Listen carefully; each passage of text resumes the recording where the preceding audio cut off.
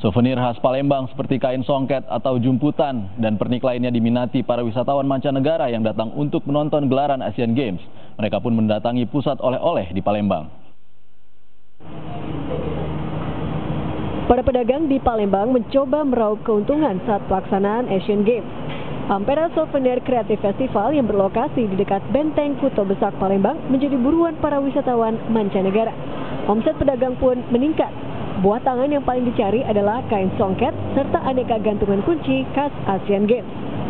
Sebenarnya yang banyak baju kadang terus baju Asian Games. Yang kecil-kecilnya ya paling yang untuk jembatan Ampera, iya gantungan kunci. Jumputan lebih 50%, jumputan juga banyak yang dicari. Terus juga banyak yang nyari juga tanja. This is the best place for songket, and second, cheapest from Jakarta, so and the quality is better, much more better. So how much you buy this one? I only got one now because I'm still looking, because a lot of material, a lot of how to say, like the motif is everything and the color, so I got confused. Mayoritas atlet dan tamu official Asian Games masih fokus pada pertandingan, sehingga mereka diperkirakan akan berbelanja oleh-oleh menjelang penutupan Asian Games.